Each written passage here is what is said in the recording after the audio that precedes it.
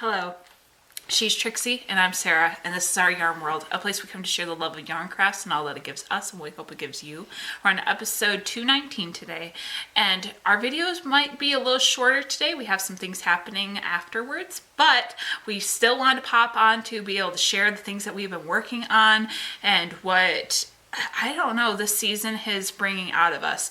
I feel like we have been working on wearables and we've been working on different things to celebrate the fact that it's getting warmer. It feels like. Yeah. It's very exciting to be in a time where a season, I should say, not a time, but a season where, the changing of the seasons. Yes.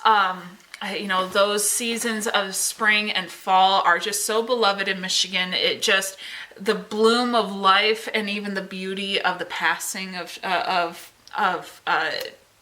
death for the trees, I guess, in their hibernation. Yeah. It's so vibrant here. And so we are just really enjoying it. And even though I will say, practically in all of April, we didn't have any snow, no nothing. First day of May, we had snow. So I will say I'm not accepting any more of that sass. So if we can try to keep it down to a minimum, last hurrahs and all that, I get it, but no. So yes. I want to see the sun. Yes. And that is just, I feel like that goes into what my mom's been making because I was going to say, that's a good segue for my thing, because seeing the sun out there and the blue skies has just sparked something in me, and I decided to make a Suncatcher. And I had these beautiful reds, and I had, the first thing that I did was I had a little lampshade. And I took off the material. So cool. Which is harder than it looks. It is hot glued on there hard. And then I asked my daughter, I said, how do you get hot glue off something that's metal like that?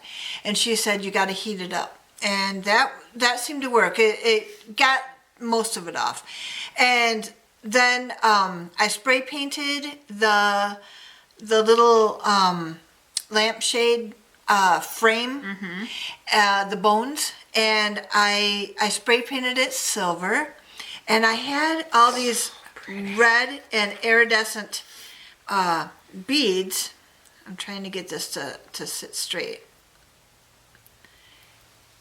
and it turned into such a lovely Suncatcher out of a little lampshade frame. It's so pretty. And I put it on a chain with a lobster claw and a twisty bottom. So it will twist in the wind and sparkle everywhere. Now it does have a giant prism in the middle that I hung with some, now I'm not going to think of them. Circle. They're the things that you put keys on, the little keychain. Yeah,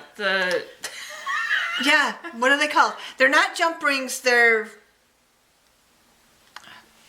whatever the ones that are continuous. Yeah. So that they don't fall off. I'm looking it up. I don't want this to be on my conscience. I know. It just flew my mind. Anyway, it's such a darling little thing, and so my daughter comes over today and she says, I love that. She says, you know what? I want to commission you to make one with a bigger lampshade because they, at their place, have two sunroofs. Are they sunroofs? Skylights. Skylights. One in the bathroom and one in their kitchen, and they could hang them from there with a shower rod. We're gonna be making a what is it called? She's still looking it up. Anyway, A pull apart? No. She would put a towel. Split ring? Yes, split rings. Okay, we now know Okay. you. You don't. I put several split rings on this part that hangs down to put the light bulb into, and hung the prism from that. just love it will never fall off. But we. so they want one that is the bigger lampshade, and possibly cascading down into smaller ones from their skylight in the ceiling, and they'll hang it with Tension rod. a tension rod. The one that we have that my mom made me, the one with the browns and the coppers, we have on our curtain rod in the living room, and we have it centered in between the center split of our curtains, so when they're open and in the morning it just comes through. It's gorgeous.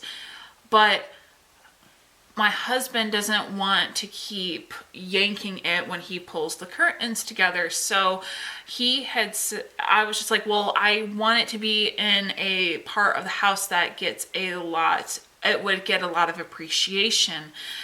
My mom put a lot of work into that. Now, our house is limited when it comes to gathering spaces.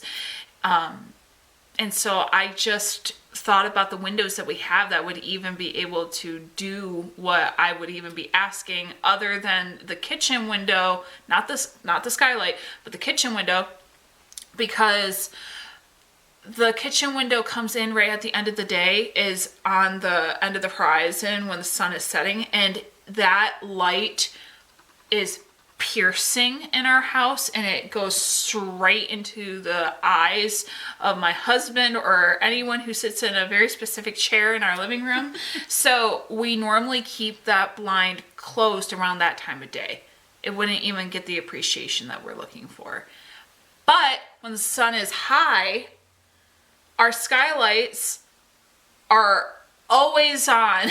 Yeah, they're always open. And I like this idea of hanging possibly in this kind of vacant space, something that can kind of give more oomph to the space without really damaging anything. Not saying that it would anyway, but we are likely to possibly move in the next year. So any choices that I make to kind of just be fun need to be non-permanent solutions to being festive or having fun or pizzazzing up the place.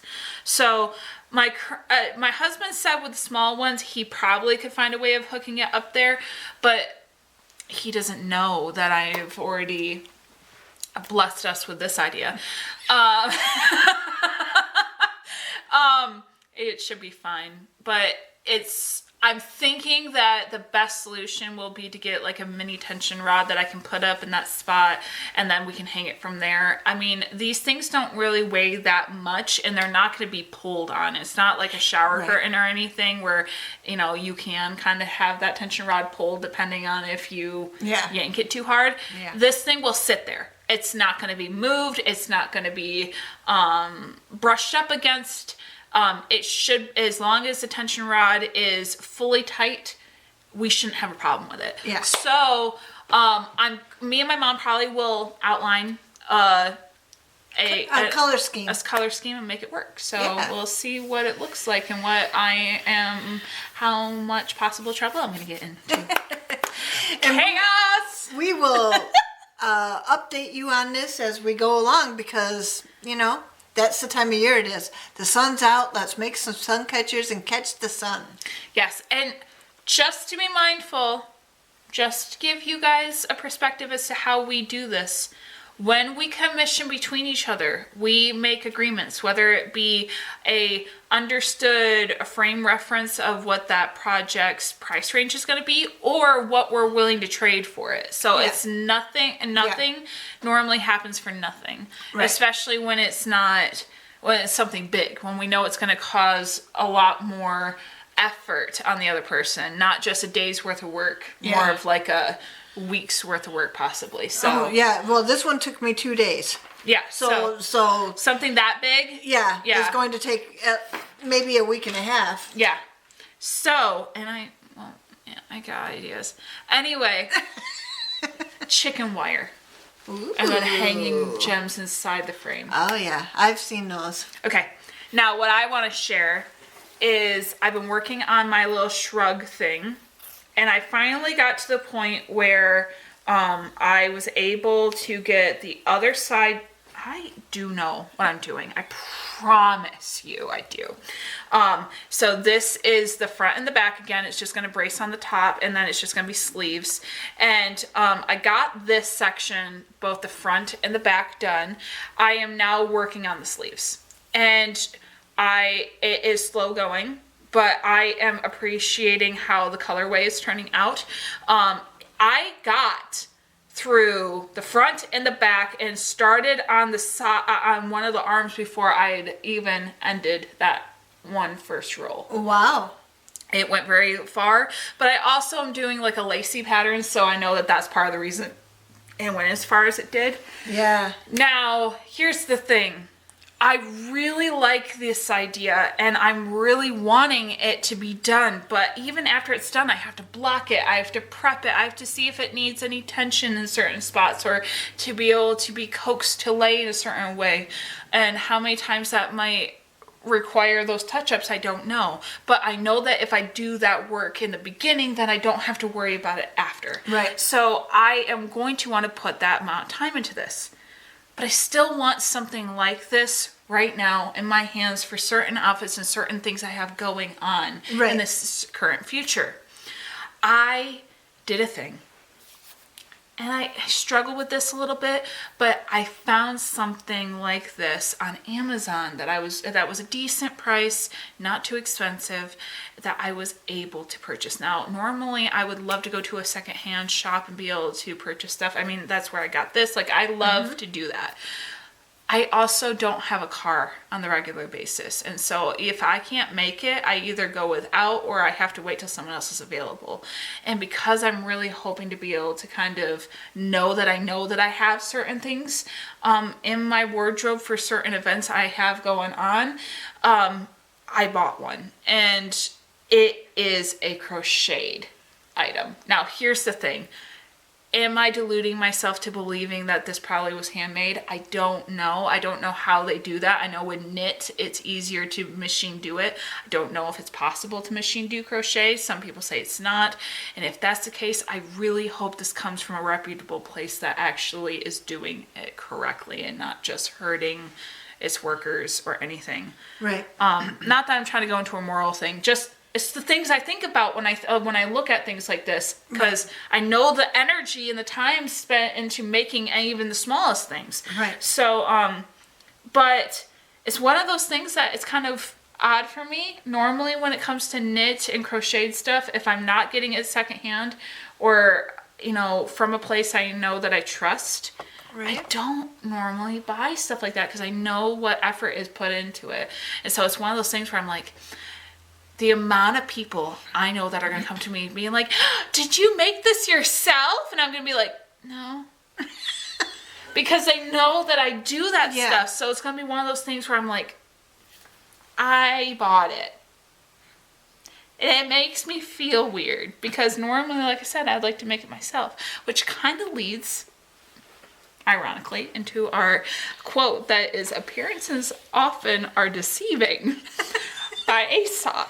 And I want to say this because the amount of times in my life, because I am a crafter and because I am capable of all that I know that I'm capable of and what people know that I'm capable of, it leads to the secondhand guilt of wearing something that either was store-bought or secondhand and you don't know where it came from or if it was machine made, where people are like, oh, did you make this? Because people know what you're capable of, and you're stuck being like, sometimes I just want to enjoy something. Right. I don't want to have to labor for it. I just want to be able to enjoy it. Right. And because the amount of times that I remember growing up where people were like, well, why buy that when you're the one capable of making it? I'm like, because I don't have 20 hours. Right.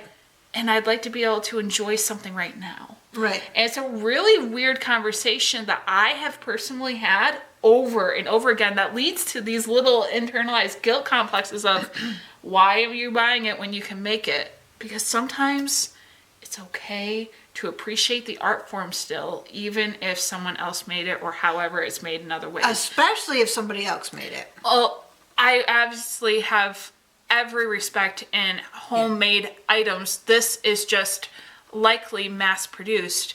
But it's also a version of appreciating the art form that I personally enjoy and love. Yeah. And having those lacy, crocheted, and knit items and wearing them in my closet, even if it's homages to them or nods to them, even if they're not all homemade, still prove that I do appreciate this art form. And hopefully it might be able to give me a good outline for making more of them in the future. Exactly. Exactly. I just hope that for anyone else that feels this way, you're not alone. Yeah, appearances often are deceiving. Aesop. He might didn't expect it to be in a video a couple hundred years later talking about a craft that I somehow have a guilt complex and some sort of a imposter syndrome over, but here we are. So... If you like these kind of videos and want to have fun with us, give us a thumbs up and let us know what you're thinking. Your comments mean the world to us. And, subscribe, tell a friend, and let's grow this channel a little bit. Yes. Have fun with a lot more friends. Yes, and I don't know if anyone notices, but yes, we did notice that it says Love Coca-Cola, so I don't know. Yeah. But yeah.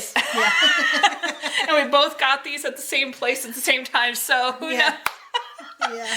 But yes, as always, we hope that you enjoyed our video. Please feel welcome to join us on our little fun corner of the internet where we just talk gibberish about craft stuff that we like to do.